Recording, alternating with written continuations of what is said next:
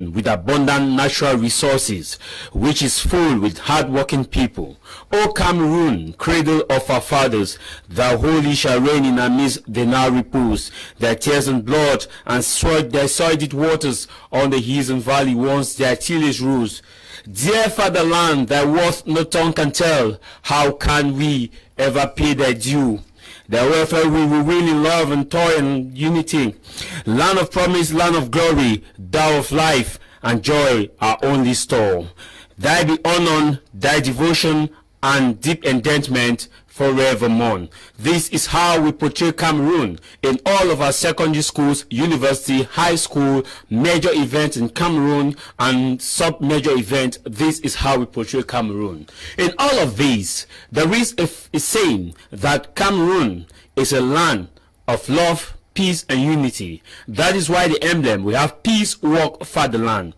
In all of this, it brings us to the question as what were the founding fathers thinking, coming up with the emblem of Cameroon, coming up with the national anthem of Cameroon. What were their vision for Cameroon? Are their vision being respected?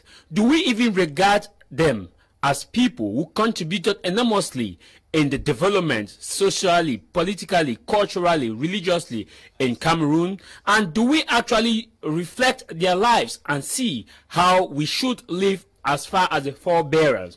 When the head of state, His Excellency President Paul Biya, makes his speech and says we should live up to the expectation of the forebearers, who are the forebearers that he is referring to, and how respectful do we respect these same forebearers? It is in this same light that we decided to look into the topic today, which we will be looking at the relevance of our forebearers and our founding fathers in their place in Cameroon's history. Amadou Ahidjo, Andre Marimbinda, Felix Golamumi, the new Cameroon that we are talking about, one and indivisibility, Jongu Foncha, ALM Endeli, amongst others. These are the so-called forebearers that we grew up to know as far as those who are leading Cameroon. Do we regard them as people who fought for this Cameroon? And the ongoing Anglophone crisis, is it a textbook example that there is a limping foundation within Cameroon? This is House of Commons with me, Tah Mai Jarvis.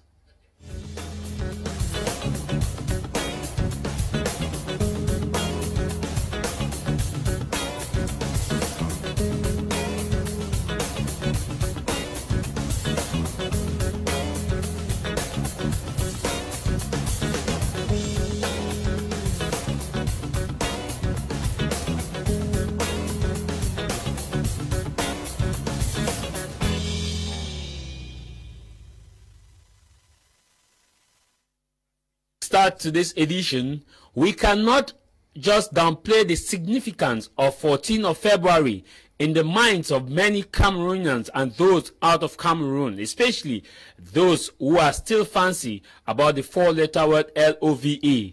14th of February, in all the nooks and crannies in Cameroon, you will hear somebody who say, Happy Valentine's Day. That is why our studio today have a kind of significant touch onto that day. Regardless of the theme we will be discussing on today's edition of our program, we cannot neglect the celebration of Valentine's Day to those of you who cherish this day and look at the day as worth celebrating. That is why I want to say thank you to Bekongo Wave, DK, popularly known in the studio for our beautiful decoration in this studio. And all those of you who are celebrating this day, we want to say Happy Valentine's Day to you. And to those of you, like myself, who look at this day as a non-event, want to say a happy non-event day to you. And to all those who are planning to divorce their loved ones and planning to cause confusion because they were not giving gifts today, or they will not be giving gifts today, I want to say a happy not giving gifts today day for you.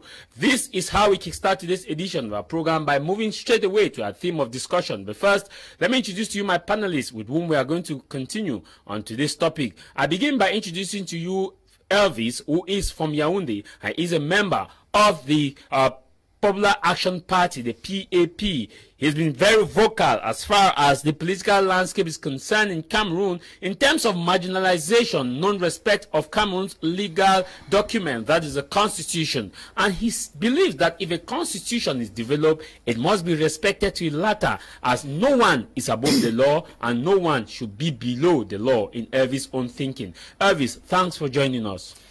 Thank you, Tah Mai Jarvis, and it's a pleasure each time I receive your invitation to be a part of your program. Good afternoon to my co-panelists and to all televiewers of my Media Prime. As you've rightly said, I want to think that we are in a country supposed to be a country state of law, so it's but normal that no one should be above the law, or should some people be regarded as perhaps the only who should suffer certain effects when it comes to the implementation of our constitution. Thank you very much. Elvis, it's a privilege to have you once more. A happy Valentine's Day to you. Well, Tah Mai Jarvis, I really don't want to think that it is a happy Valentine's Day, because remember that this day marks exactly 1 year when the children were massacred in Gabo, and till today, till this very day as we talk, 1 year after, I want to think justice has not been served to those very children, irrespective of all the promises that were made by the state. And of course, just on the 11th, we saw another child incarcerated in Batibo. I don't know exactly as of now who actually perpetrated that act. Yesterday we saw a video of a young man who was tortured in Du, and all these things, to me, I think they do not really give one room to want to talk about celebrating love. But all the same, it doesn't cancel the fact that maybe perhaps to some of us who are married, or even those who are aspiring to get married, we have our wives, and we wish them well, we wish them the best. We continue expressing our love to them back at home in different ways, but talking about celebrating this day per se, reserved for love, I don't think I'm a party to it. Thank you. He is a Pan-Africanist, and he is a professor. He is someone that believes that Africans have the solution to their problem, and that only Africans can solve Africans' problem, and that we must look at Africans as those who have the technological capacity to develop their continent without interference. Professor Mark Akumbong, you're welcome to the program, and it's a privilege to have you here. Thank you, Tah Mai Jarvis, and to my fellow panelists, to the million viewers watching us out there. Happy Sunday, and I want to believe that for those of you who are celebrating this day in the name of Valentine's Day, love is something that we should have in our heart at every given moment. There is no particular day for love. Love is supposed to be the very foundation of every human, and that is supposed to be the principle of life that permits each and every one of us to be able to do whatsoever we do successfully. And so I believe that for those of us who do not celebrate the day, doesn't mean that we do not celebrate love, because love is a lifestyle that we express daily. Thank you. Thank you very much, Professor Mark Akumbong, a Pan-Africanist and an event organizer as far as African continent is concerned. Equally in the studio, we have a young, vibrant Cameroon politician, someone who have been touring the nation as far as getting the views of the youth is concerned, and understanding their plight and challenges and how it can be solved and overcome with respecting the norms and values of the nation as far as putting the people's first. He is Prince Kotem, the son of the warriors as far as Bamenda is concerned, Balikumba to be more precise. And Fondoga Wine, when you mention that name, it rings a bell to Prince, and Prince, it's a privilege to have you here, and we know that the village is present in the studio. Thank you very much, Mr. Tah Mai Jarvis. To be honest, I'm very, very much delighted with the way you introduced me, because I'm a proud son of Balikumbat, where my great-grandfathers they actually hail from, and today is a day where it's been considered by many there out there as a day to share the love, a day to share the feelings, love that we have for each other.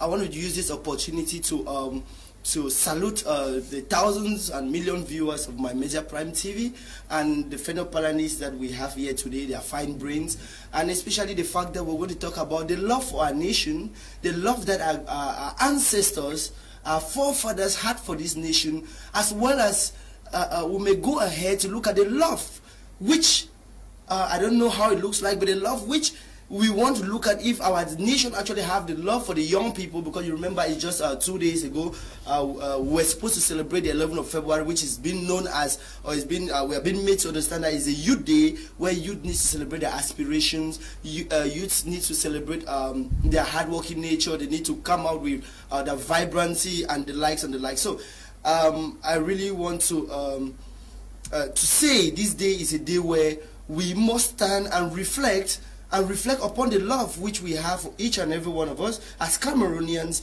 and also reflect on the love that we have at the level of our family lineage. Especially I want to share the love this period with those families that lost their loved ones exactly a year ago in Gabo, and the other ones who have been losing they have been losing their family, relatives and others back then due to the crisis in the northwest and the southwest, those in the far north and the like. It's really my heart is really with you all, and I know we all in this studio, we are with you all. We'll move straight away to this discussion on topic on the which is how relevant is the founding fathers in Cameroon's history. Cameroon founding fathers, how relevant are they in the place of our nation's history? But before then, I want us to briefly talk about the 1 year saga and recently what has made news within Cameroon within the past two days as far as North and Southwest is concerned. I think I'll begin with you, Elvis,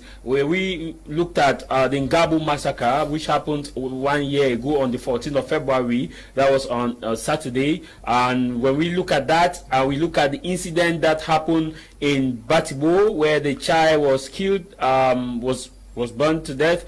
We equally look at the young man being tortured in a viral video, which you could hear in the video. He was saying, I don't know who say my brother they, yes, my brother na Amba, but I don't know who say they, yes, he call me either for Bush. What do you make of the peace process? Can we say it's complicating the peace process? Well, I think you are asking a question and answering at the same time, Mr. Tah Mai Jarvis, because the truth is that it only goes to complicate the whole process. Like you say, 2 days back we saw a child that was incarcerated, and people were lamenting about the situation. But I want to guarantee you that what we saw yesterday with the young man being tortured in Do, honestly speaking, I want to think that any Cameroonian who thinks that he has a conscience in him after seeing that video, there is only one thing that comes to your mind first: an idea to want to riot. Because the treatment that young man received, and like I was discussing with somebody just a few minutes ago, I told him, when you see that young man, even upon all the torture, denying till the end that he doesn't know, it means he doesn't know. Because I want to imagine that the pain must have been so that at one point in time he could maybe release the truth if he knew anything. Or even falsify the truth. Or even falsify and say something just to save himself. But when you hear him denying till the end that he knows nothing, then it means that honestly, I want to think that he really meant what he was saying. But unfortunately, we are talking about a peace process in our country, but I'm afraid that our professional military, with respect to the video we saw yesterday, are not aiding things. When I say professional, I use professional in quotes, because that is how they have been presented to us and to the entire world, that they are a professional military. But when I see such videos, honestly, I talked about the case of the child who was incarcerated. Like I say, with that case, I don't know exactly who actually did the burning, but with the videos, it was but obvious. We saw the videos speak for themselves, and I still say it is quite regrettable. It's lamentable, and I want to think that we still have at least one man in this country called Mr. Biapo, the head of state, who happens to be the commander-in-chief of the armed forces. I want to think that by now that we are talking, he must have seen the video. I don't know if he is the one as commander-in-chief who gave instructions for his professional military to act that way, or at least that now that he has probably seen it, that he should be able to go back to Ndo and pick those boys there, I mean the union officers there, and bring them to book so that they too pay the price for what we have just seen in that video. We are not saying so because each time we talk this way, they say, well, it is the military we hit hard. No, we are not saying so to say that we are in support of what maybe the armed fighters in the bush may do to uniform officers and other persons too. No, but what we are saying here is this: I always insist on the fact that when we hit so hard on the government, it is because when we come to the ratification of international treaties and all whatnot, it is the government that is known nationally and internationally, and not the boys in the bushes. And so at one point in time, you understand therefore that a time will come in this country, it's a matter of time, and people shall all be called to answer to their own actions. But then we can curb all of this situation if Mr. Bia will take his full responsibility as head of state and call for a ceasefire and call for a genuine dialogue, so that all what we are seeing as actions on the ground that do not speak well, be it of the professional military as they put it, be it of the amber fighters, be it of the suffering that our people are going through, if they could do something to make sure that we come to a come around the table and we talk to curb this suffering, then I want to think it will be the best of things. But like I tell you, honestly, yesterday's video was quite very, very bad, very, very pathetic. And like I say, I want to think that any Cameroonian who saw that video and has an iota of conscience in him or her must have felt at one point in time that if he were given an opportunity, he would want to react. But of course, we are not here to instigate people into any actions of violence. Briefly, the Ngabu incident, are you happy 1 year after the way the government is handling it? Well, I said it from the onset that I could simply, even if I were one of those that celebrate Lovers Day, I don't think today could be a day for me to celebrate, because like I say, I am not satisfied with the way government is handling it. It is true that we learned that 18 million was disbursed for the families that were touched, and when we talk about 80 million here, it means averagely it's about maybe 5 million francs per family. I don't know, I said somewhere, and I'm repeating it here, that for the government to have admitted that they are guilty of the crime that they committed in Gabu 1 year ago, I want to think that they are the wrong persons again to be the one to carry out investigations and judge themselves and want to determine the quantum of what should be given to our people out there, or to the victims of that particular incident. So I want to think government is not yet doing enough, and if they think that 80 million is what could be given to the people, I don't know if it is the beginning of a process or that is what the judge already as a final something, but I think that there shall come a time in this country when the people of Ngabu, those victims, they shall be given what is due them, and I think it will be deducted, or the 80 million has been given so far will be deducted from what is actually due them, and they get exactly what they are supposed to get. Professor Akumbong, I come to you.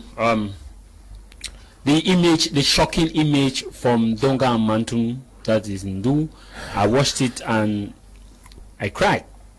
It is obvious, Jarvis, that if you are humane, when you watch such a video, you should not only weep, you should nest some anger in you, considering the manner in which a young man, innocent as he presents himself, because I would not want to accept that for the fact that his brother is an amber, he should be the criminal. No. If his brother is, which he accepted, that yes, he knows his brother is, but he is not, and he does not know where his brother is, he cannot be his brother's keeper when the brother is in the bush and he is in the city. And besides, the brother is responsible enough to take his own responsibility. That is the problem. It is surprising that the military could take that on video, and not only take it on video, but it went viral. I remember the Minister of, I think, Secretary of State in Defense, actually had sent out a communique one time that they should no more take things like that, so as to hide those kind of images. But I will be sincere in saying that this is just the hand of God, in order to prove how unprofessional our professional military is. Because you can't see military that has been well trained. Because I want to be sincere in telling you this, that Cameroon has one of the most trained, best trained in African military, but the output there in the field proves to us that those guys are inhuman. They do not have a heart for humanity. Why torture a young man because his brother is an amber? In the video, you could is it a crime? You could hear one of the officers saying, "On ne sait pas si c'est vrai. Il faut qu'on le laisse comme ça." But this one kept on torturing. You see, this is the problem.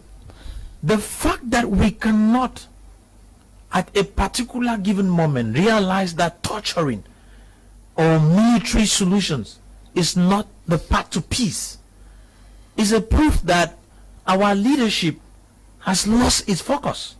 Okay. I say this because war only engenders war. War does not bring peace. If you want peace, then you must bring truth. You must bring justice. You must bring accountability on the table. Okay. But when you feel like the path to peace is armed fighting, then that's wrong. You will never get the peace. And that is where the government of Cameroon is failing. They can't solve a problem by using the wrong strategies and expect to have the right solutions. Okay. So we I, as an individual, and the organization, UNAFE, United Africa for Economic Empowerment, which I represent, we do condemn that act from the military, and we believe that if the Cameroon government actually wants to bring peace to Cameroon, then it is time for them, for the president, who is the person so far whom we believe that has a knife and a yam in his hands, to call for a peaceful dialogue which will bring an end to this crisis. Thank you very much, Professor Mark. Prince Kotem, this probably is one of those we've seen on camera, maybe one of those we've not been seen on camera. Where do we go from here as far as that is concerned? Should the government not prop this and get those military officers arrested and the case be brought before the people so that he mitigate? Thank you very much, Jarvis. Like we said at the opening, at the beginning, that today marks exactly 1 year that Ngabu actually occurred or happened, and we lost the lives of so many Cameroonians. This is not different. We're in Cameroon. We shouldn't think that because it's 1 year after we've gone to Nigeria or we're now in the United States. No, we're in Cameroon. We have a military that has been trained. You have the police, right? From the defense force, we should be able to distinguish. You have the police, you have the rapid intervention battalion, you have the military where you have the battalion special amphibie and the likes and the likes. Now, this armed force have their specialities. What we saw in the video, they are police people who are supposed to maintain peace among civilians. But these police people, we see them, they're being sent to go and fight their own brothers who have been tagged with the name Ambazonians. And in this particular case, it's someone who is not even a terrorist or has not even taken any side with them. A brother to a terrorist. That his brother, which therefore means, Mr. Tah Mai, if you are my brother, I commit a crime, I kill somebody, you should be punished in my place. I don't know if we are normal in this country anymore. And the worst thing is, the guys, they took it on camera, and they were very, very comfortable taking it on camera. And the worst thing is, one of them went forward to actually put it that, coupe sa tête. Another one went forward to say, c'est comme ça on manœuvre les étudiants. You know, we are 5 years up today with the crisis. If you remember how this crisis began in Boya, where students, I lament students, because I've been a student president, I know what it means. In the universities, particularly the University of Yaoundé too. I know what it means. Students went out, some of them were not even out, they had to bash into their rooms and the like. It is the same thing, it is not different. Now this is what they do to civilians that they are sent to protect, they are sent to guide, they use the word refresh, encadre. You understand? That is the situation. But you meet these military people behaving like they are those military people who went for Bakassi, the Bakassi incident, and like they were fighting an enemy territory. No, but Prince, these are citizens. Prince, this is it. You started by differentiating the various arms. Yeah. The strategy of the military is to win war, and the strategy of the president is to define the policies of the war. And when we look at the video, he actually have the elements you were talking about, the different arms. Yeah. And one of those who tortured the guy who passed away was a Jesu from a police arm. Somehow it is difficult to actually because distinguish them because of yes, Jesu. Yeah, it Jesu. is true. It is true, but to be honest, when those guys are going for military operation, it's difficult to distinguish them because you even see a police guy can wear a B uniform. You understand? But the thing is, the GSO, like Prof said, is a military in the police. But the thing is, what they are actually is it what they are supposed to do? That is where the question is, because we find ourselves in this situation where these people are supposed to actually, if you find yourself in this type of a situation, you're supposed to apprehend him. They have gone through school, they have gone through a particular course in school, in the police school, where you have to interrogate someone in order to get a particular information, but they went ahead. And I don't want to be biased. I am not trying to bring any tribalistic something or not, but I want to make you understand something, because I've actually gone closer to one of these guys. Like you said, I'm touring the country, meeting with young people. I've met with some of these young people who are the military, and not to be biased, most of them from the French background. You know what they tell me sometimes? That vous, là-bas, vous pensez vous êtes qui? On va vous montrer. It is, I am live on TV and I'm telling you that, and there are so many of them out there. When you analyze that video, you realize that the person who was speaking that, no, Leslie comme ça, his French was not someone from the French background. And the person said, coupe la tête. It's from the French. Let's be honest. These our brothers from the other side have to acknowledge the fact that we are all Cameroonians. And what is happening in the Northwest and Southwest can happen in either of the regions someday, but we don't pray for it. But they have to understand that they are dealing with human beings, and human beings are to be treated like human beings and not like animals. Okay. Thank you very much, Prince. We'll move straight away to our topic of the day. I'll begin with you, Elvis. We are looking at the founding fathers of Cameroon. When we look at the anthem of Cameroon, there is a part that says that, dear fatherland, thy worth no tongue can tell. And you look at the context of Cameroon, do we really have founding fathers of Cameroon? If we do have founding fathers, how relevant are they in terms of our history? And do we really portray their policies or stand for the policies they stood for? Okay, I will say we have founding fathers in Cameroon.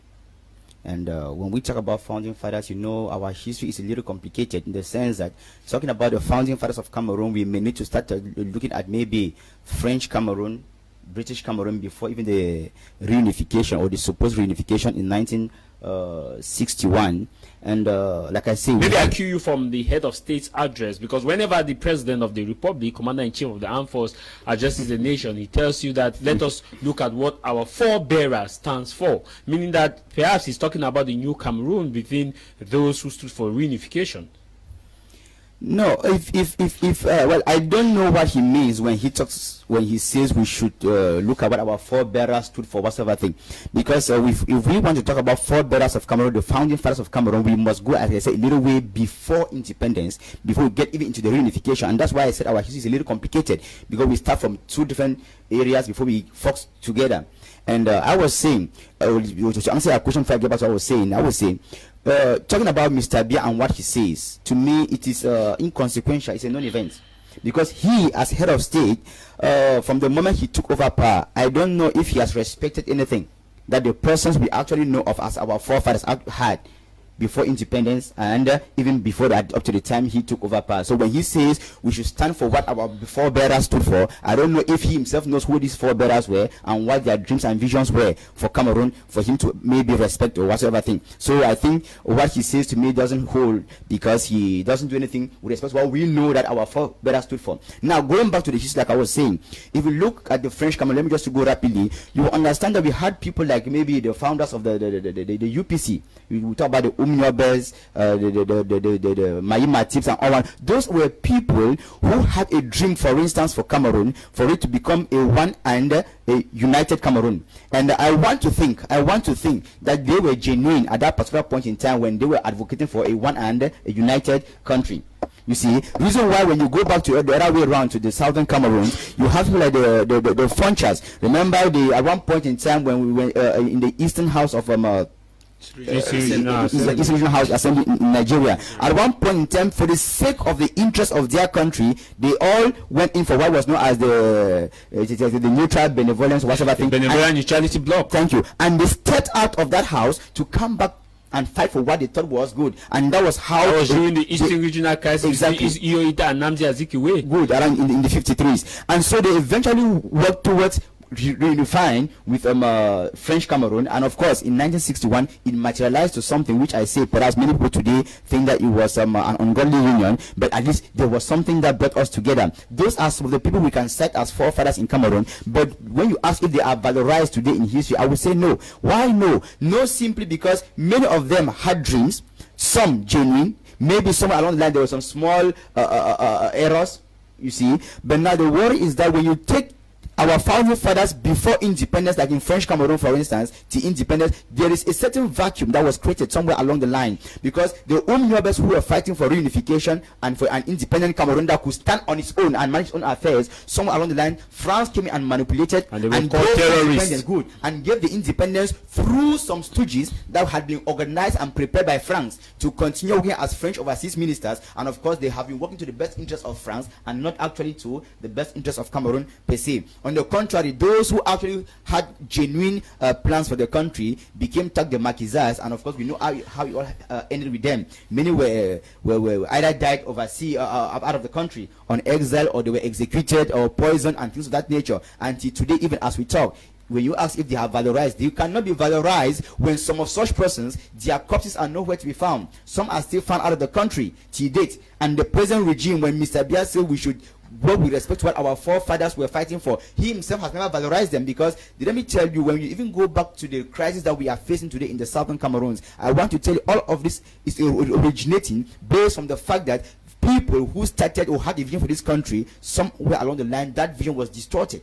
Until today, the present regime has never done anything, and it's not even willing to do something that can bring Cameroonians back to continue from where our forefathers or the founding fathers of this country started somewhere some years back, even before independence. Like yeah, I'll be coming back to you. You said you don't know if the president actually know the founding fathers that he's talking about. That's a heavy statement. I'll come to you to buttress that. Professor Akumbong, Mark, I want to get your view on this issue of founding fathers. Do we really have founding fathers in Cameroon? And if we do have founding fathers in Cameroon, how relevant are they in our history? And do we respect the mission and vision they had for Cameroon? Do we respect their mission and vision? If we do respect their mission and vision, where are we? Before we get to talk on the general context of Cameroon as a nation state, I would like us to look at the history of these two sections of Cameroon from their different political personalities. For example, when we go back to look at the southern Cameroons, from where most of us emanated from, I want to begin by saying that when you look at those who sat and fought for the independence of the southern Cameroons, when they were fighting, you have people like Ndele. I remember when Muna was a minister by then in the federal government of Nigeria, and not federal, because by then it was not really a nation. He was one of the ministers of the Eastern Regional House. Eastern Regional House, not House, Eastern Regional Government. Assembly. Yes. And when he was sacked out of that particular government, it made Ndele to get annoyed, and as an individual, he spoke with his guys and they did a walk out of the house, the Enugu House of Assembly. And when they came back, you discovered that Ndele was one of those persons who fought for the independence of the southern Cameroons. As an individual, he fought for the independence. But in fighting, it was through him that they gave a kind of quasi-autonomous leadership of the southern Cameroons, and it was through him that finally in 1958 they gave the complete autonomy of the southern Cameroons, and he created he formed a government which he eliminated those who were fighting for the union of southern Cameroons with French Cameroon, and Foncha was one of those persons. You see, at times when we call Foncha as the founding father of our nation, we make a lot of mistakes. Because his idea was never to see the southern Cameroons get independence. As an entity. As an entity. As a political entity. He had never had that in his ideas. Well, he had his own reasons. His reasons were so buried in the fact that he had a Bamileke background. And those who were working with him during that early period were and those who sponsored him were Bamilekes, were what migrated into the Southern Cameroons. When you follow history, you realize that that's what happened. So people like Ndele could be pinpointed as the founding fathers. People like N.N. Mbile could be pinpointed as founding fathers. People like Joa, could be pinpointed, yes. So and P.M. Kale. P.M. Kale. So Kale is not somebody I should even focus on. I'm focusing on those who are practically from that side.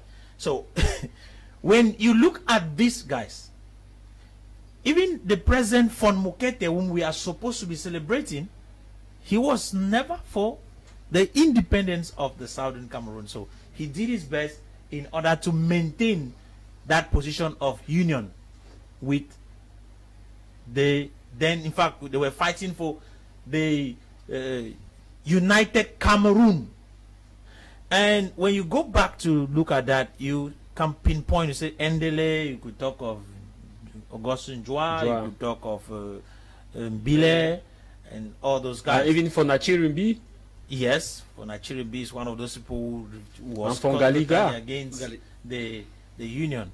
Okay, when we abandon that, and then we are supposed to come to the eastern section, or the French-speaking Cameroon before independence, you discover that in the early 50s, people like Omniobe actually rose up and were violent in fighting for the unification and independence. Immediate independence and unification of the both Cameroons.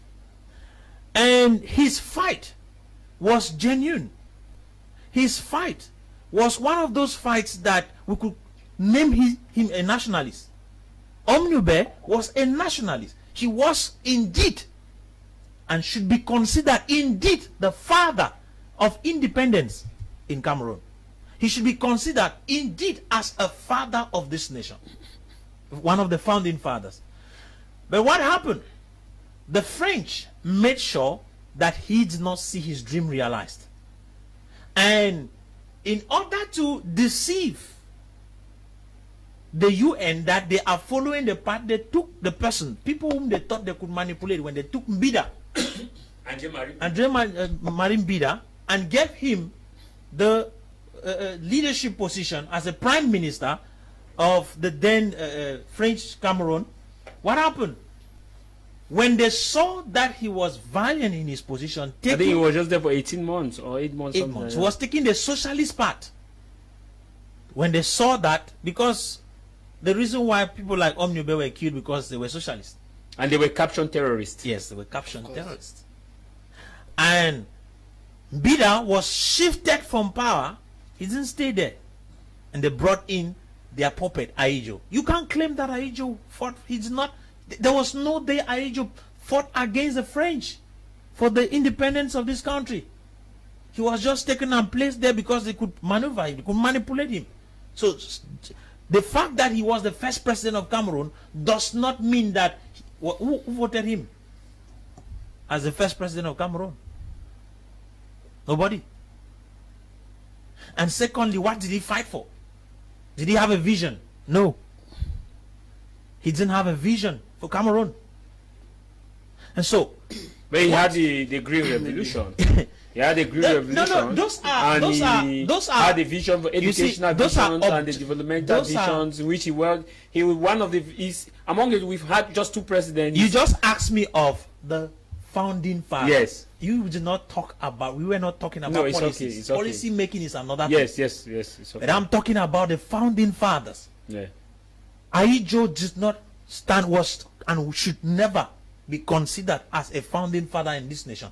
But even if he is supposed to be considered as one of the founding fathers in Cameroon, the question is, do we respect him as a founding father? That is why till today, even his corpse is not in Cameroon. To prove that even the present regime does not honor him as a founding father in this nation. Because if he was considered a founding father, we would have had a place where his corpse like was a memorial. Yes, a memorial. Or would have had a presidential cemetery where his corpse was supposed to be lying there. But that did not happen. So when you look at all this, you have Cameroon is a strange experiment. When I say it's a strange experiment by Europeans, you get to understand where they take two different subsystems, in fact, two political systems, and struggle to bring together. Okay. You know, when I read Hamaj's statement considering the union of La Republique du Cameroon and Southern Cameroon together, he made a statement which is so strong and still remains standing today. He says bringing these two is just like forcing a balloon underwater. When you force a balloon underwater, what will happen? Of course, you will emerge. You'll emerge. And that is the reason why, from his statement, you have problems which we are facing today because we do not recognize founding fathers in this nation. Cameroon does not recognize its founding fathers. We termed them as terrorists. And that is the same reason why any individual who has a nationalist spirit in Cameroon today is considered as a terrorist. You attack names because we are a nation that struggles to hide the history of our people. And when we hide the history, let me be sincere. Anytime truth is rejected and covered, we sacrifice objectivity. And as long as we are not objective, there is no possibility for us to be truthful. There's no possibility for us to see results. So there is need for Cameroon to go back to the truth. Okay. There is need for Cameroon to go back unveil the history of this nation. Prince Kotem, the Professor Mark have talked about the issue of founding fathers, that we don't have founding fathers. We have founding fathers, but they are not being respected, and we have Elvis too have actually articulated that maybe even the president himself seemingly may not know the founding fathers of Cameroon based on his policies and how the nation is being addressed too. You are someone who've been the student union president at the University of Yaoundé, and you're a politician now, and you are a PhD fellow. Looking at this context, as far as founding fathers is concerned in Cameroon, do we have founding fathers?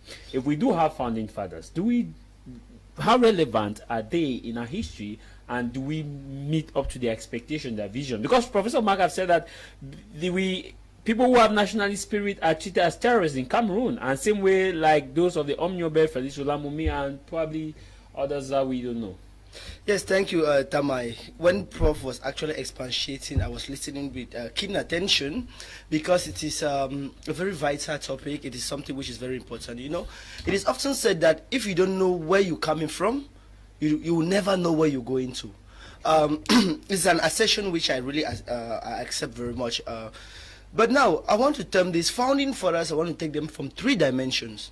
The first dimension is the founding fathers before the coming of the Europeans, or during the period of the Europeans, that's the colonial era, and that which during the independent period. Now, and President Amadou Ahidjo himself as one of them. That is the 3 dimension I want to look at them. I may differ with Prof from that aspect because he saw them from 2 perspectives, but I want to see them from 3 perspectives.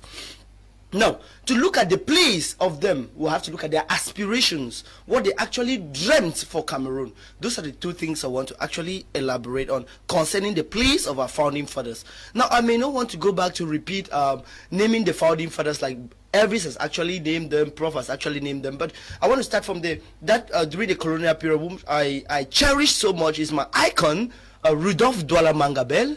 It's someone whom I think it is the bedrock.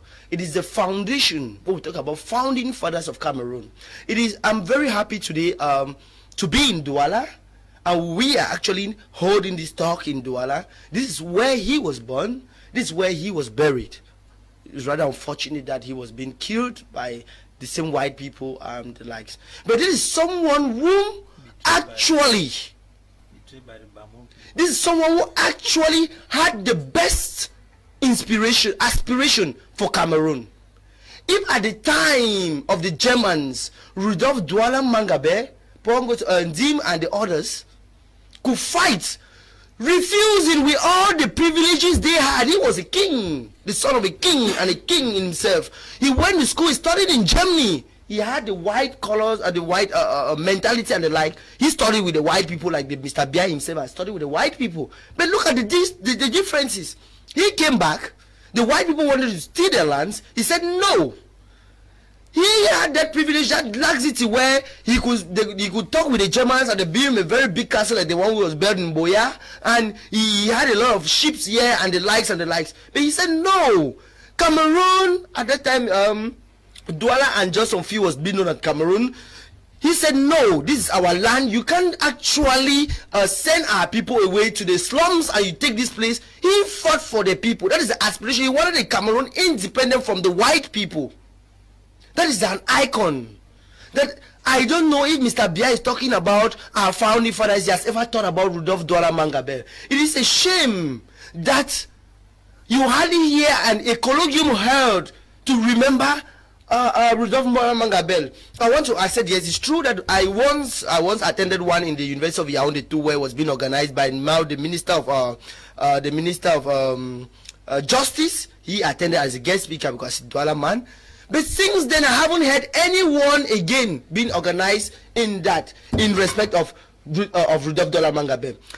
Moving away from Rudolph Douala Mangabel, who is an icon and should be remembered, and his aspiration be taken very seriously if we must remember these people. Moving away from that, we can now look at the founding fathers at the level of the West Cameroon, the former West Cameroon and the former East Cameroon, which Prof actually articulated very well on that. But now where I may want to differ with Prof is at the level of Foncha.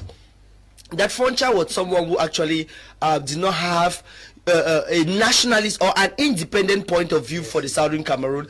I want to say that because, look, we might not say because he had a Bamileke, you could trace him from a Bamileke origin, from the West region origin. No, but there were a lot of things which were at stake, which Foncha did not. Remember, Foncha was not any type of a person.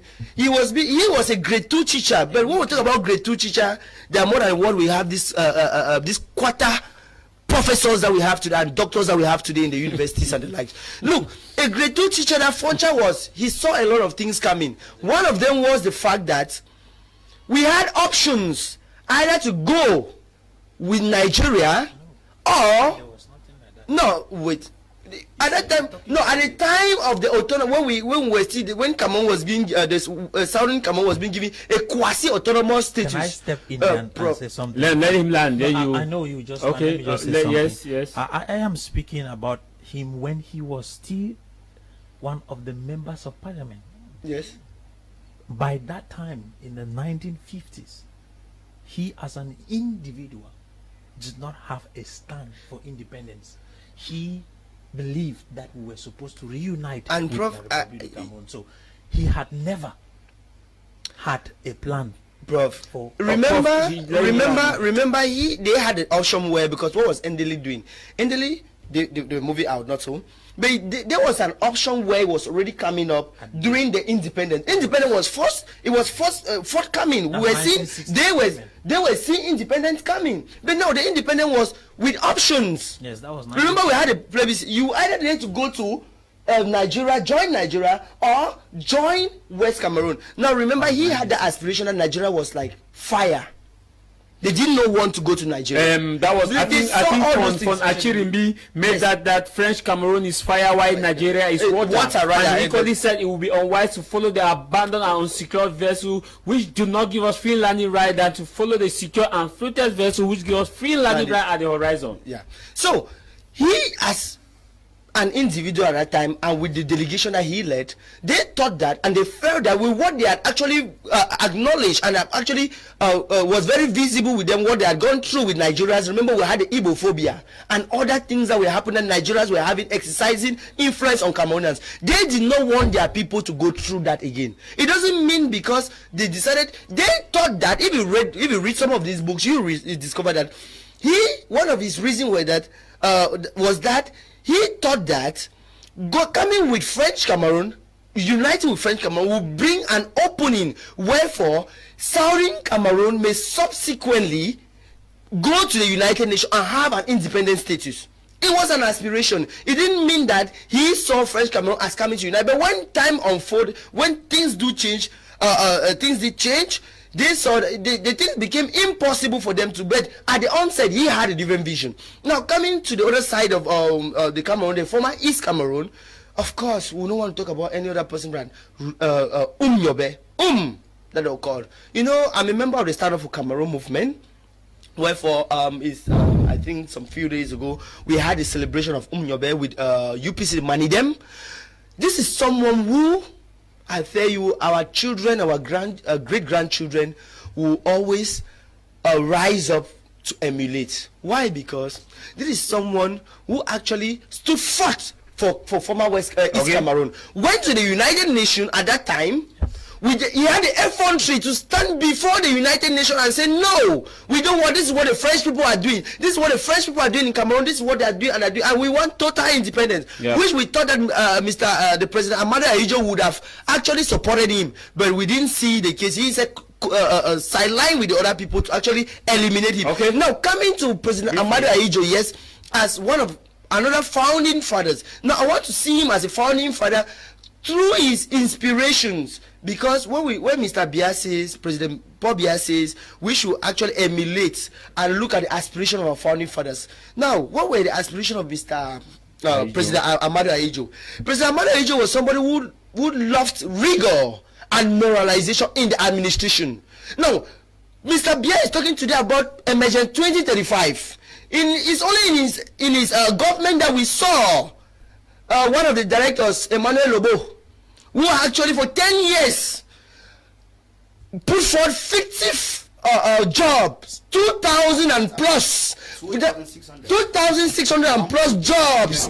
And in this same country, Mr. Biya is telling us that young people, he employed 5,000, what, 500,000 young people. When you have this 500,000 young people, it means that you have 2,000 and something that were already fictive. Maybe the head of state too is counting those who are doing Okada business. Thank you, and that is where I was still coming to, because it seems like because we have now come into, we are now in that extent where the bikes have become the new jobs. CDC has closed down, and now we have opened new bike companies.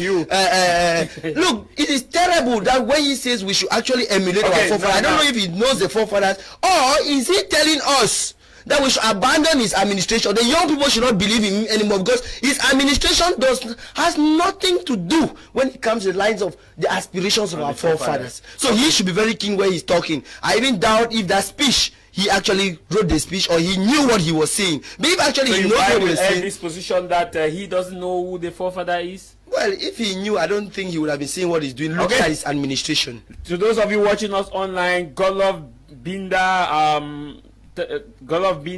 Paul Barak, Pelo Slim, Lexicala, Afa, Kumali Emos, Godi, Yonka, who is always a very fervent viewer, is speaking. Kelly, we want to say all those who are watching. This one say, Deep Tabe Ebot says, good afternoon to you all in the studio. Afa says, they even said in French, cut off his head. This other one says, voices in the bushes.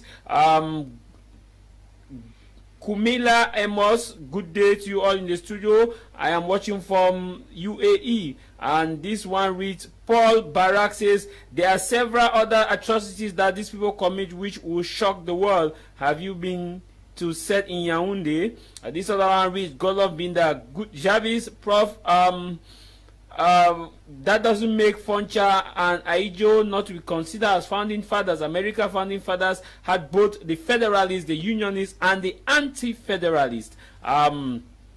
Go now to those who are watching us who have sent us a WhatsApp text. You can participate through on the numbers on your screen. This one says, good morning, House of Commons. Mr. Jarvis, you are a very good moderator. Please read my story. I am Joel from Bafoussam. I am a bouncer in the club here in Bafoussam. I came here due to the crisis to work.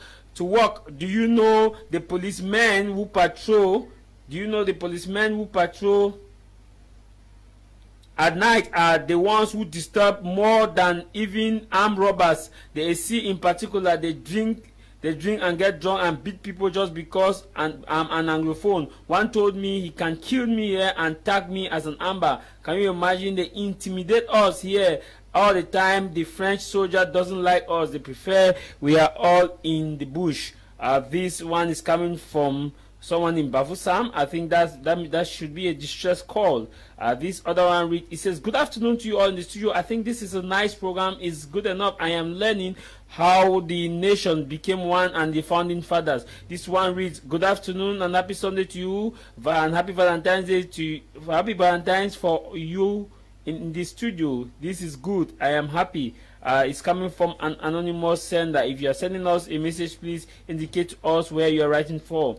Hello guys, I salute you. So interesting. When we talk of the founding fathers of Cameroon, we are simply referring to history. When you look back, can you see that even in history, French Cameroon mission had ever been to cancel the name Southern Cameroon? God divine writing from Gaundere. I come back to you, Elvis.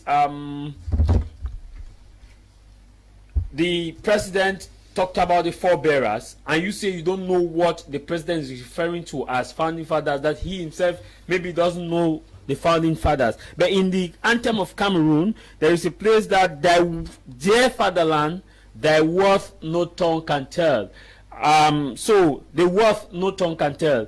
Can we say in this present dispensation in Cameroon that the worth of Cameroon can no tongue tell the worth of Cameroon, looking at the root of the founding fathers? Well, the worth already talking about in the national anthem has to do with that of I think the resources that we have in our country. But now, if you have to boil it down to that of the founding fathers, I will still say again that I doubt if our president actually knows who these founding fathers were, because looking from the moment he became head of state, we have said, and I'm saying, we have not seen him valorize these persons we know of as founding fathers in this country. And I go back again to the Umnyobes. You see, people, I have said, who had a genuine vision for Cameroon, but because France manipulated the political situation in this country and handed it through some puppets, you see, up to this particular date as we are talking, if you take Umnyobe, he has never been removed from that list of maquisards, from that list of terrorists, even by this present regime. And there is no way, like someone was just saying, there is no way we can pretend to say we are moving forward if we do not know where we come from. And of course, like I say, if people like the Umnyobes, if they had a genuine vision for this country, we should be able to stick to that vision and continue from there. If there were some lapses, we see how we can write them on. But we cannot simply cut them off. And at the same time, you are talking about we looking at the forebearers of the country. Let's take President Amadou Ahidjo, who came in, though he was placed by the French, but he also falls in line with the founding fathers of the country. Where is his corpse from the moment he died? Cameroonians have been petitioning this regime for decades now that at least President Ahidjo's corpse should be brought back and given a befitting burial in this country, to no avail. And you really remember that there are people in this country who are still living, who took part in the genuine fight for independence. But of course, if I should cite someone like the founder of Banjul or Fonsokuju, for instance, simply because he speaks maybe the truth, that doesn't sound well in the ears of the government in place, he himself is also seen as an enemy in the house. So you are buying what Prof. Mark said, that of course I'm saying aspect that we had a founding father had been Christian terrorists is still playing to this aspect of history that saying. Nationalists are called terrorists. You cannot say we should stick to what our forebearers stood for when you do not do anything to enable the country to valorize them, be it those who died in or out of the country, be it those who are still living. They must have their place in this country. Come back to think of it. Look at the streets we have in Cameroon, Yaoundé, Douala, and other places. You will see streets that are named after American heads of states who never even stepped their legs in Africa, not to talk of coming to Cameroon, but they have streets. But the nationalists who actually fought for independence, who fought genuinely for reunification and all whatnot, they are nowhere to be found. No one remembers them. Even when we are teaching our own children about them in history, we are given by a negative connotation as to who they were to our own children. That is not how we can valorize our nationalists. That is not how we can valorize our forefathers. I was talking about before, I mentioned Foncha as a founding father. Yes, I said something at the beginning here, that it is true that some founding fathers somewhere along the line might have faltered. They might have not done things exactly the way we would have loved it, but it doesn't stop them from being founding father. But remember, that Foncha, in resigning from this government, he regretted enormously. And why was he regretting? Because certainly what is practiced in this country is not what they had at the back of the mind when he, for instance, led the delegation that took the southern Cameroon to reunite with French Cameroon. Those are the people we are talking about, and that's why I say I question if Mr. Biya, when he's saying so, he even knows exactly who these founding fathers are. Because if he knew them and understands who founding fathers are, the place that they hold in the history of a nation like us, then obviously we are saying that every Cameroonian child should be able to go to school and graduate knowing exactly the right of place. Maybe I should just add something to what Elvis is saying. Unfortunately, it's not the case. Okay, yes, let me just add something. And thank you very much, Elvis, for bringing this up. You know, when you talk about founding fathers and you made something about how they need to teach these children, I want to say, when Mr. Biya is talking about this, he is the head of state. He is one who commands all the ministers. What does our educational curriculum say about these founding fathers? Go to history. The most history that is being taught to those children in the Form 5 and the high schools are most at the first where you go. If you're a teacher, I think you're a teacher and you know very well. Those history teachers, what do they teach? They start teaching most French Revolution, American Revolution. Before you get to Cameroon, they have already written GCI is over. So what are you telling us? War. Yeah, the Crimean War. They try in the hot pan. First of all, the curriculum is rubbish. Then what you are still teaching as a content, it doesn't still match what you're saying. But it's the same curriculum that molds you up now. But of course, look, so you are saying you must go through. No, Tah Mai, you must go through. You must go through the bad. You must go through the good. And let me land. But if you are please, you must go through the bad and the good for you to be able to distinguish. You are saying that the curriculum is rubbish. You grew up in the same curriculum. You hire a master in this curriculum. Then you are rubbish. Yeah. No, I'm not. Jarvis, let me continue in answering the question you are just asking now. The fact that we were molded up in this curriculum does not mean that we should stay in it. If we were brought up under a system and we are today conscious of the fact that the system was not the best, it is in our own place, it is in our own best interest to change. We are saying here, based on the system that you can articulate well. No, don't say that. Don't say that. Not say such things. You cannot tell me. You taught me when I was growing that my own forefathers, my own ancestors were terrorists simply because they were fighting for change in this country. They became terrorists, and I'm saying that I have become conscious to know that those were the best of people, and I, talking here today, I would prefer to do even 2 times, 10 times what they did, because I now understand exactly that they were the people that we need to valorize. Okay. Because they had a genuine dream for this country, as opposed to those who were brought in later on by France and put in place, like what might describe as French foreign ministers who are serving nothing but the interest of the French. So you are defending the founding fathers as French foreign ministers? Of course. Those who came from independence. Okay, from who did not genuinely fight for the independence of Cameroon, but only came into to steal the dream that the founding fathers had somewhere along the line. Thank you. Please let us stop condemning the present system and look at the real problem. Paul Biya or the government is not the problem of Cameroon, okay? Africa as a whole has a problem, and it is the problem of neo-colonialism. It's coming from an anonymous sender. When you send us an SMS, tell us where you are texting us from so that we can properly acknowledge you. I am enjoying the program. Tungwa from Douala. This other one reads, it says, hello, happy Valentine's Day, but I'm not happy because the treatment of French people are giving us in Betois. Because of the treatment the French people are giving in Betois, I don't know if Cameroon will see. We will see. Professor Mark, he is saying that the founding father, the leaders who come post-independent are French foreign ministers. But these are Cameroonians who took oath, or the president took an oath before the parliament in 2018 when he won another mandate to safeguard the interests of Cameroon.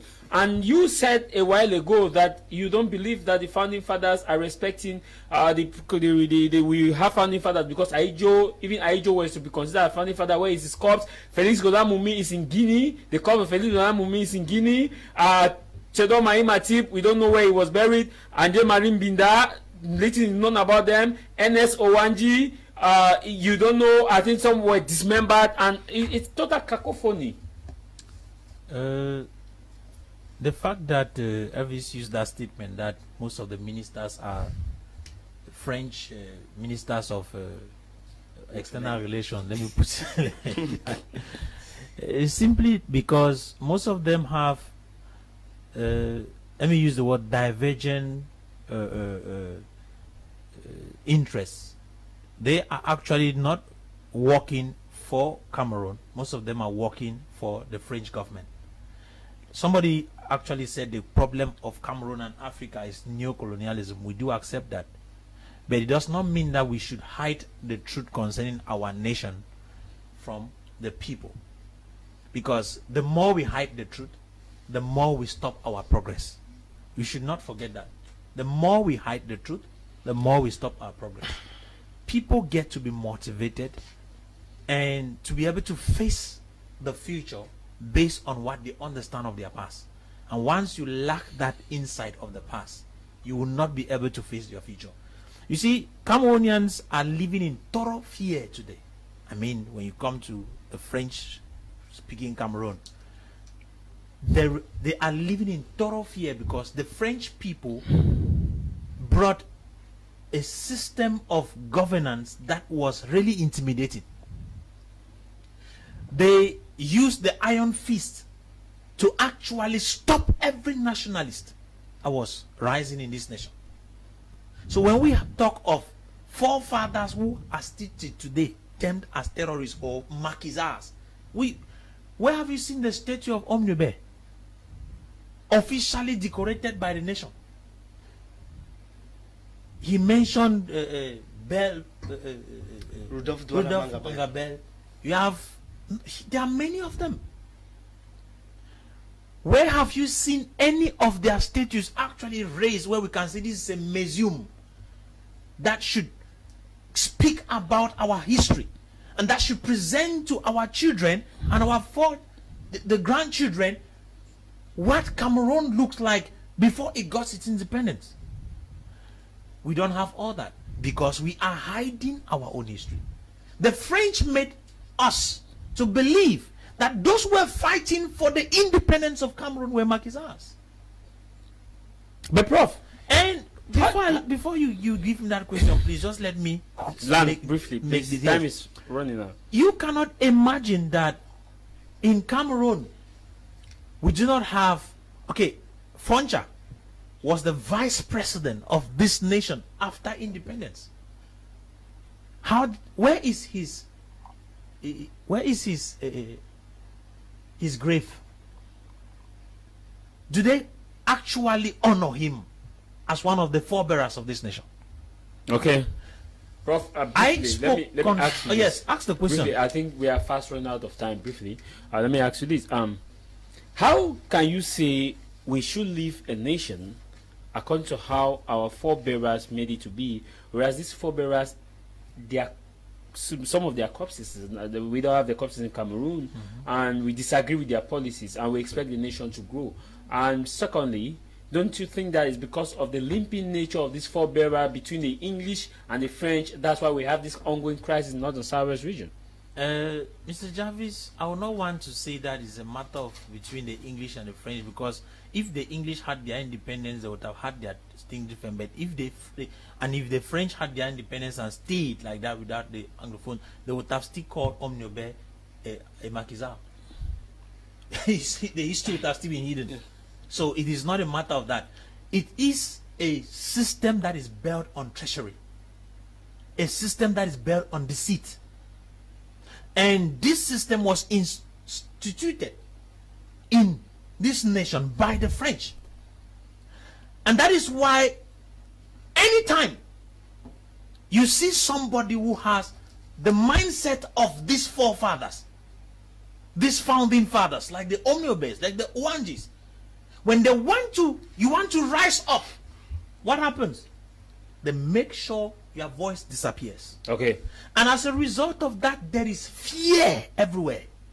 That is why you find it difficult for any citizen of French-speaking expression to be bold enough to stand against the policies of the present regime. So you are saying that nationalists are treated as terrorists? Yes.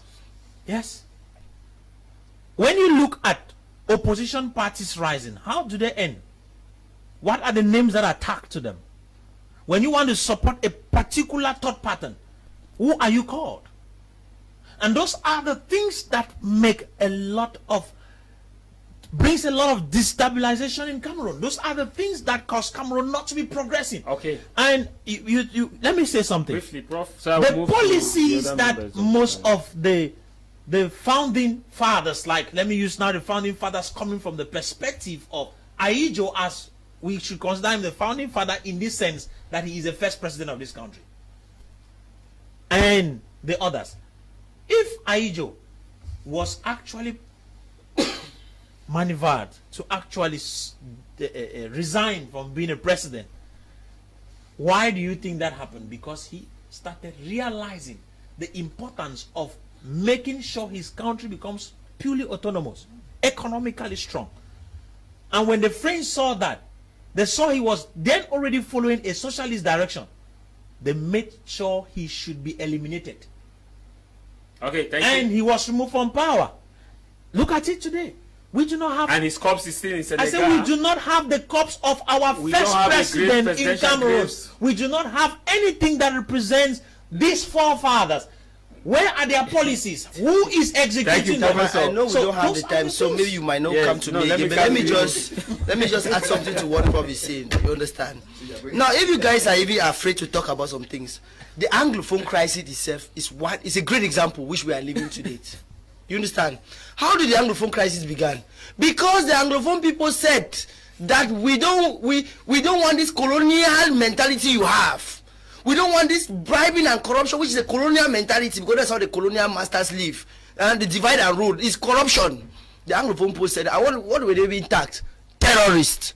Today they are being known as what? Terrorists. Today someone's brother is being killed in the name of terrorists because his brother is a terrorist. These things, look, we shouldn't neglect them. It is something which is very vexing, but we have to acknowledge them.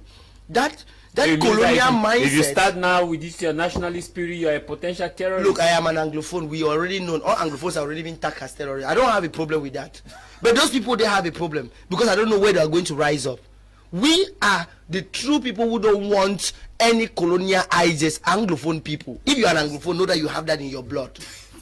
That is how it is. Is there a lab that is being diagnosed? Well, until we have a DNA test, but that is how it is. The culture in which we grew in. Okay, please let me ask you my question. Okay, I didn't know you were going to come back. That's okay. Because since I was about to come to you, but you seized the mic, and I understand because the kingdom of God suffered violence and violence taken it by force. So I understand. Before coming to your question, let me read these few SMS. Hello, Jarvis. Great moderation skills you've possessed there. The panelists too are doing justice to the topic today. They are bringing the undiluted history of Cameroon. I am proud of you all. Kudos. Glorious Sunday and happy Val's Day is coming from me, Kang Edwin, from Lokpom, Douala. This one says our founding fathers have no place in understanding the history of Cameroon because ego and politics have eradicated their existence. ACGE writing us from I don't know where he's writing us. Happy Valentine's Day to you all in the studio. I am Moju Iranus.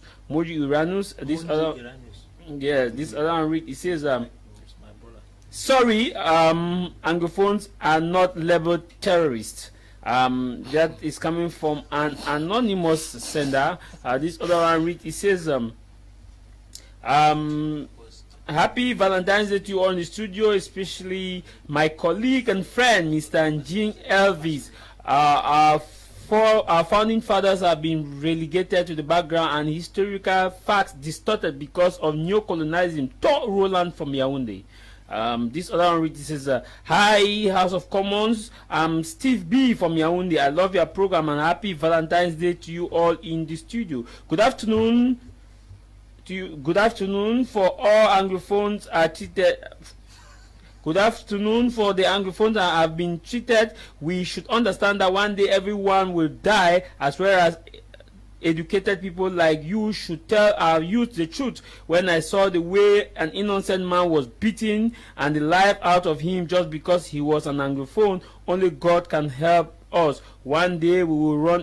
One day no one will run away from death. It's coming from David in United States of America. All those people watching us out of Cameroon want to say happy Valentine's Day to you, happy Sunday. Though they may not be happy in the practical sense, we just use the word happy. Let me come to you, the son of the warrior. When we look at the context of Cameroon, how Aijo is out of Cameroon, Felix Olamumi is out of Cameroon, Ernest Owanji is not celebrated, what then is the future for Cameroonian youth who are growing up not knowing the history of the nation? Because if you look at in US, there are memorials, presidential memorials. If a president leaves office, immediately there's a memorial for him. A president has the ability to open a presidential library. You have an office of the ex-president. Whether you are who Trump as Trump is, whether you are whatever, at least you are given the pride of place. What is the way forward? Jarvis, there's one thing I may say that may surprise you. Don't be surprised, okay, with the fact that don't worry about these young people that are coming. They know what is there. It's from the 8th, the 7th to the 9th, the 9th rather of February. I was member of a coordination. We coordinated a debate in collaboration with the Ministry of Youth Affairs, where it was part in the center region, part there at the National Museum and Bamayo, where I actually saw young people from the Form 1s to the opposite. They spoke in front of me. I was an adjudicator. I was the judge in the public speaking and the debating. What those young people are saying is not what you and I think is happening. They know what is happening. The truth is something which we never hide. What is hiding is the fact that this present regime is still in place. From the day this regime steps down, the truth will surface. Because these young people know it. If they are not being taught in school, to bet you we have other modern means of having the right information, and they are going through that means. It is rather it is a situation where I may lament with the fact that some of these children who may not have these facilities, because these ones I'm talking about, you can find them around the capital of the country, the economic capital, but what about those found around the suburbs, around those crisis-heated areas where they might not have this information? But the truth is, they will subsequently have it. So what we should be talking about at this extent is that what will happen after the regime? Are we going to instill, are we going to resurface these ideas? Are we having that mindset, you and I and every other Cameroonian who knows this out there? Do we actually keep it in our mind that after this regime we are going to revamp it? Because it is something which the young people know, and the young people are willing, those who don't know are willing to know it. Okay. And it will be the roadmap to move forward if these people are being celebrated, because they are worthy to be celebrated, and it is of an obligation for us to celebrate them. Thank you. Cameroon OIC Exchange on Facebook says, proud of you all in the studio. Today has been my best day, Jarvis, because I fed my soul with knowledge. Thanks to you, all of you in the studio. God bless you. Acha Constantable, 99.9% of people from no so one total independent. They are only they are forced to stay silent in favor of one and indivisible Cameroon.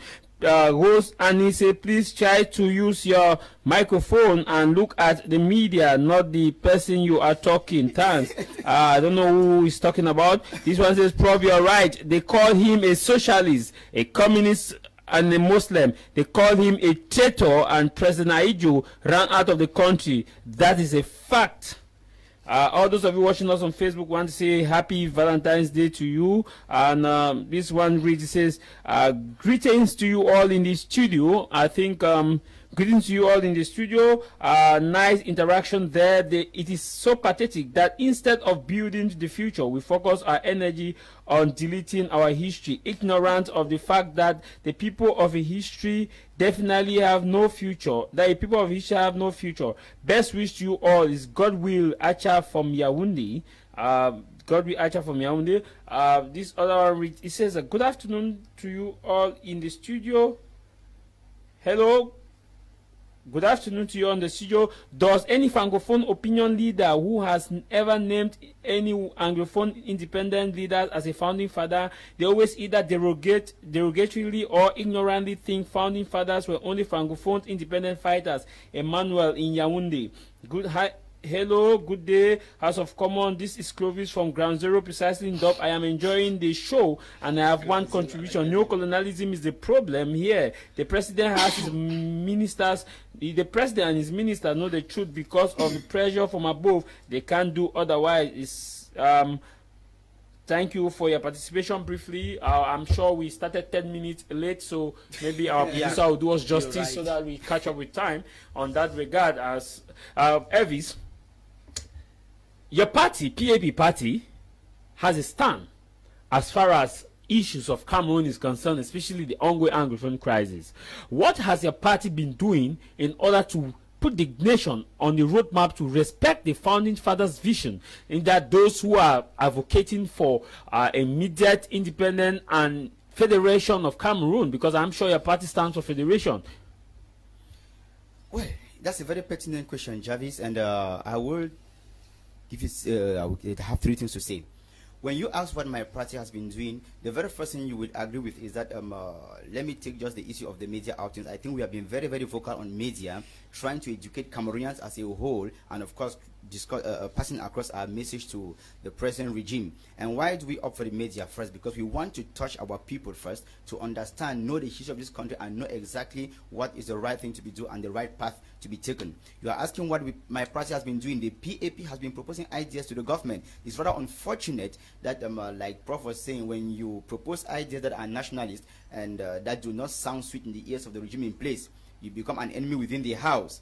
And I will tell you, for instance, that on the contrary, instead of asking as to what my party is actually doing, I would rather tell you what my party will do when the right time comes. Because as of now, there is only one person that has the yam and the knife, which is the present so-called majority that we have in place. And of course, in a serious democratic country, a democratic government could work with opposition to let the country move forward. But since they don't want to collaborate with other persons, we have no other choice than to work for their departure from power, so that we now put in place the policies that we have in place that can help the country to grow. And talking about such policies, I will tell you that with respect to this topic we are discussing on here right now, the PAP will have to put in place a policy where we invite Cameroonians first. There must be some sort of a national cleansing. And when I talk about national cleansing, what am I referring to? There is no way we can forge forward when we don't know our roots, when we do not know where we come from. We must start by going back to our history. We cannot detach ourselves from our roots and want to think that we are moving forward. We are not going anywhere. So the PAP as a party has that dream. We have that vision of letting Cameroonians go back to their roots. We appease the land. We appease all our forebearers, all those who were unjustly killed and tagged maquisards or terrorists, just like those who are being killed in the northwest and southwest today and called terrorists or whatnot. Remember, again, I mentioned the fact that Foncha, when he resigned from government, he resigned with regret.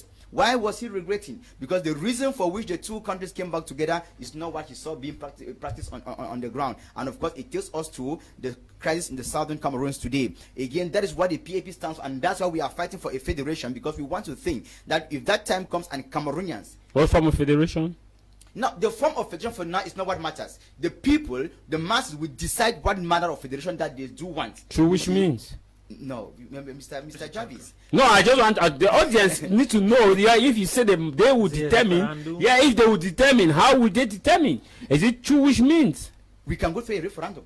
Yes, I just needed to know the means. We can go through a referendum, but like I say, the form of the federation shall be decided by the people. As of now, the PAP is just trying to pave the way for this regime to understand that we must revisit the 1960s. Who were fighting for the independence that they are supposed to be benefiting, and you think that they were terrorists. We say it is the wrong history we are teaching our children, so we shall need to revisit our history textbooks, re-edit them, and write down the right history the way it is supposed to be. We should not teach to our own children history dictated and imposed on us by France or other foreign governments. Good afternoon, Jarvis. The history of Cameroon has been coined to satisfy the egoistic tendency of the government. That's why certain facts about history has been hidden in Cameroon. Alex in Boya. Again, I want to plead with about 5 minutes, because we started 10 minutes late. We are rounding up.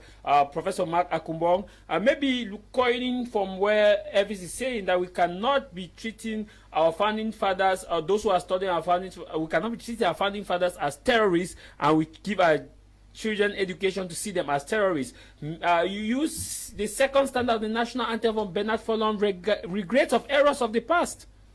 Yes, that is where most Anglophones are today. And Folong wrote that particular verse of the anthem in regrets himself, because his idea was to see, when they were schooling, to see an independent Southern Cameroon, not to see a Southern Cameroon that is merged.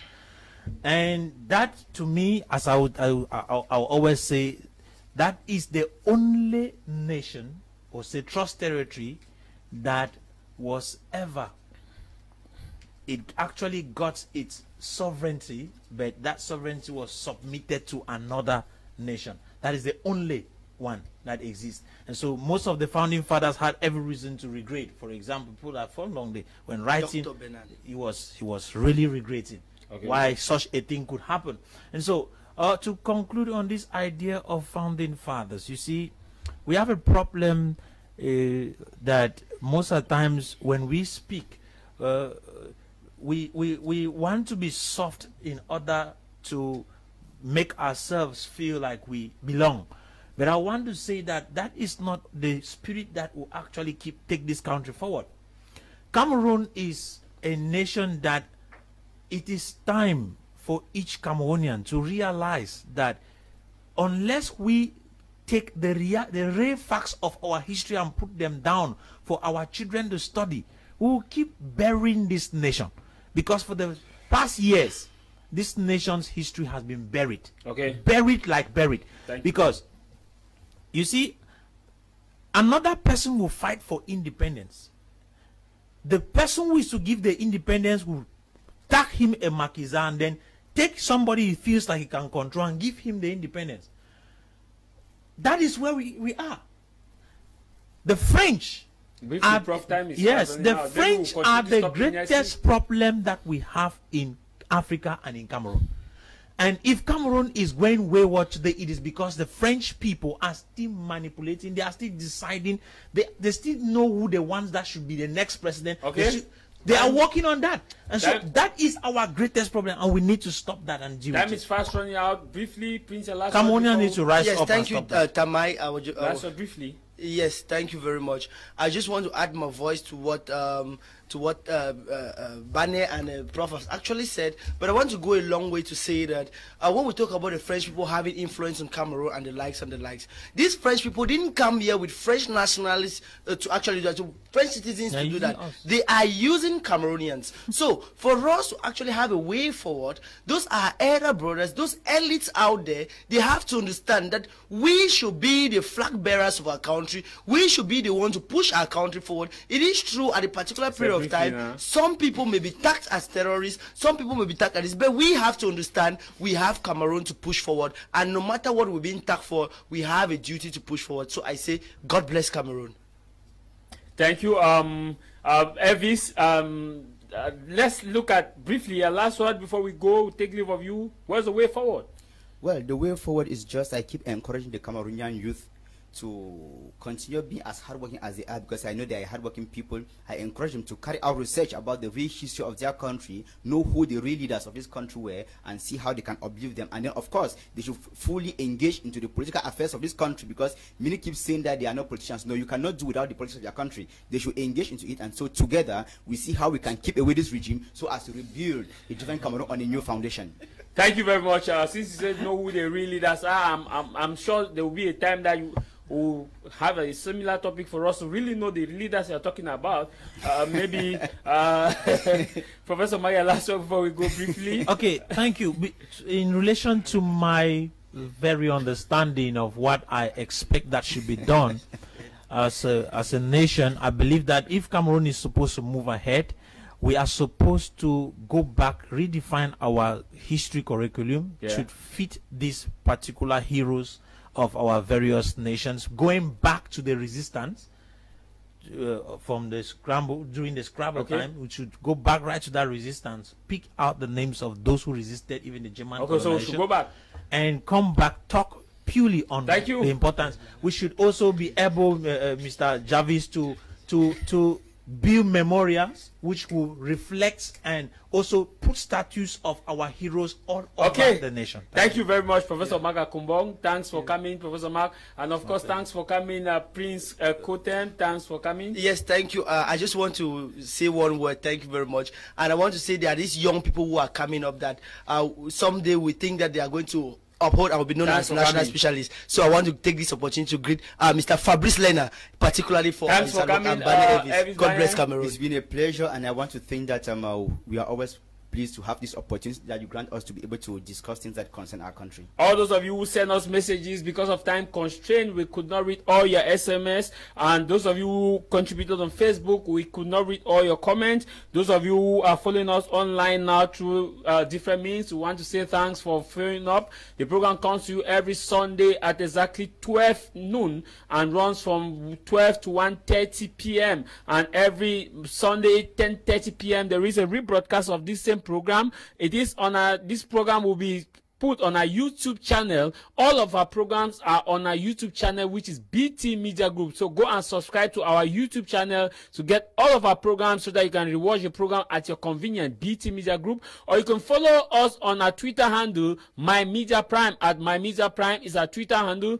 You can follow us on Instagram, My Media Prime Instagram. You can follow us on our website, www.btmediagroup.net. You can follow us equally on Facebook, which is My Media Prime on Facebook. And likewise, you can get to us on the numbers on your screen if you want to participate in any of our edition. We keep the floor open for those of you who may want to participate in any of our edition, so that when the week is going towards when we are getting towards the midweek, we'll send you the topic and we'll get to know you so that you can participate on our program. The numbers are on your screen. And of course, you can follow me live on my own Twitter handle at Tah Mai. You can follow me live, and you can know that this program equally is rebroadcast on Monday at exactly 10 p.m. On Monday, 10 p.m. I have a rebroadcast of this same program. A happy Valentine's Day to all those of you who are watching us, and a special happy Valentine's Day to DK, who designed the studio here for a Valentine's Day. We must say it is not a happy day, but however, we must say happy Valentine's Day. I leave you with this: no matter the matter, what matter is your matter. No matter the matter, what matter is your matter. And what should matter for you this day is that you shall know the truth, and the truth shall set you free. The truth is God. You can only kill the teller and not the truth. When you kill the teller, the truth remains to haunt you, because it is only when the lions produce its own historian, the story of the hunt will always be told to glorify the hunter. Bye-bye from Douala, Cameroon's economic capital. Once again, a happy Lovers' Day. Stay safe and God bless Cameroon. Thank you, Eli and Desmond.